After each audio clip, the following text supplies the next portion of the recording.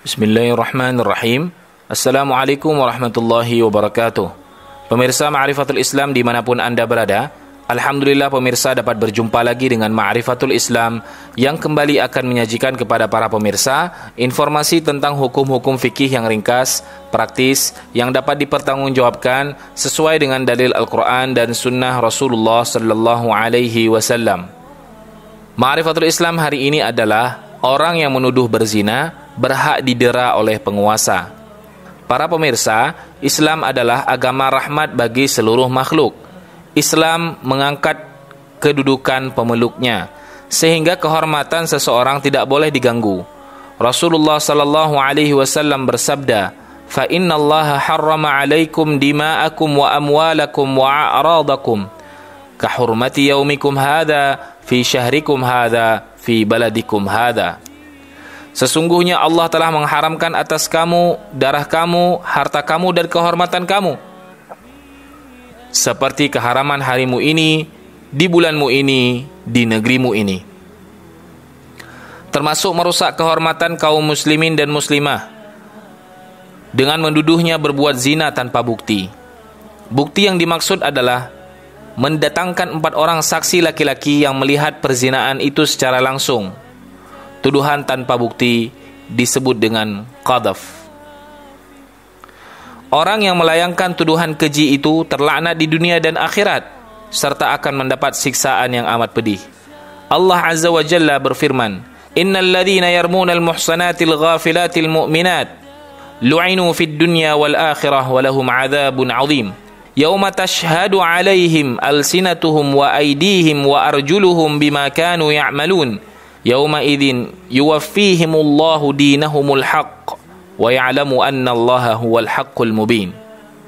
Sesungguhnya orang-orang yang menuduh berbuat berzina kepada wanita yang baik-baik, yang lengah, tidak melakukan perzinaan, lagi beriman, mereka kena laknat di dunia dan akhirat, dan bagi mereka azab yang besar pada hari itu, ketika lidah dan tangan serta kaki mereka menjadi saksi atas mereka terhadap apa yang dahulu mereka kerjakan. Di hari itu, Allah Ta'ala akan memberi balasan yang setimpal menurut semestinya, dan tahulah mereka bahwa Allah lah yang benar, lagi yang menjelaskan segala sesuatu menurut hakikat yang sebenarnya. Quran Surah An-Nur ayat 23 sampai dengan 25. Inilah ancaman yang sangat mengerikan bagi orang yang mulutnya lancang dengan menuduh orang mukmin yang bersih dengan tuduhan zina. Bahkan mereka berhak mendapat hukuman cambuk 80 kali. Dihukumi sebagai orang fasik dan tertolak persaksiannya, kecuali jika dia bisa mendatangkan bukti, yaitu 4 orang laki-laki yang melihat langsung perbuatan keji tersebut dengan mata kepala mereka sendiri.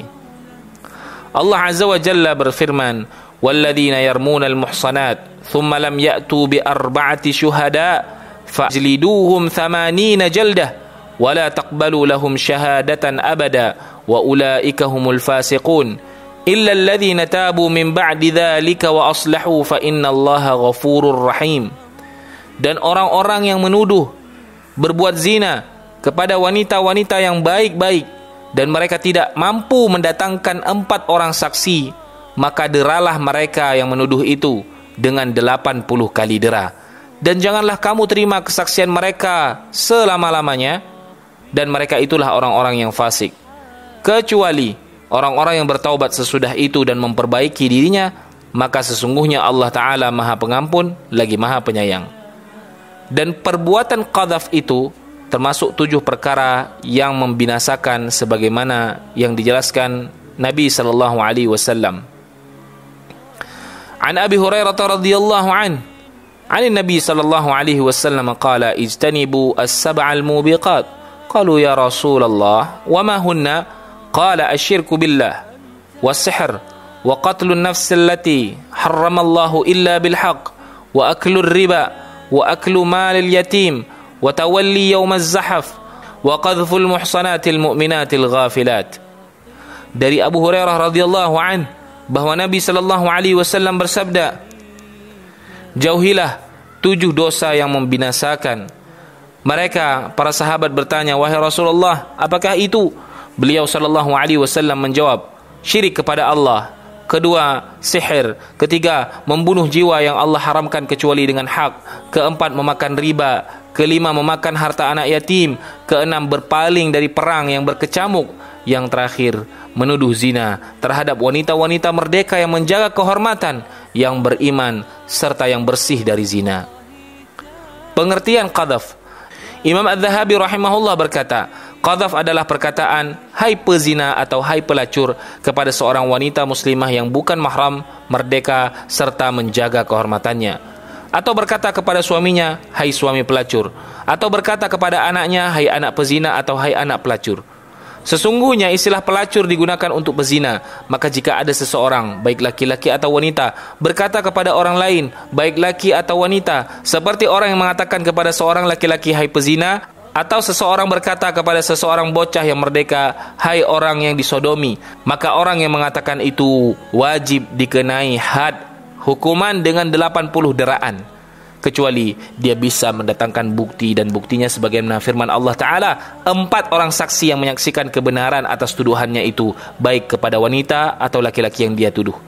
Jika dia tidak mampu mendatangkan buktinya, maka dia didera jika orang yang dituduh itu menuntutnya. Kaum muslimin, para pemirsa, wajib kita menjaga lidah. Banyak orang yang tidak tahu, terjerumus dalam perkataan keji ini.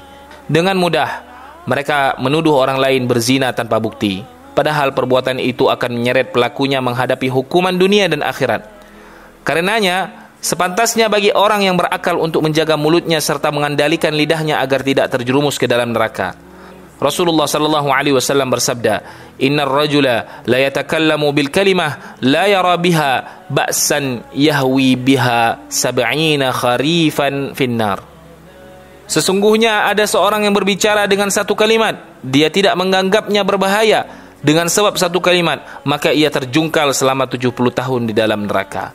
Dalam riwayat lain, Nabi SAW bersabda, "Innal 'abda la yatakallamu bil kalimah ma yatabayyanu ma fiha yahwi biha finnar ab'ada ma bainal masyriqi wal maghrib." Sesungguhnya ada seorang hamba yang benar-benar berbicara dengan satu kalimat yang dia tidak jelas apa yang ada di dalam kalimat itu, namun dengan sebab itu dia terjungkal ke dalam neraka lebih jauh daripada timur dan barat. Nabi SAW juga bersabda, "Man kana yu'minu billahi wal yaumil akhir falyaqul khairan aw liyasmut." Barang siapa yang beriman kepada Allah dan hari akhir, hendaklah dia berkata yang baik atau tidak, dia diam. Para pemirsa, semoga Allah Subhanahu wa taala menjaga kita semua dengan segala karunia-Nya dan kemurahan-Nya.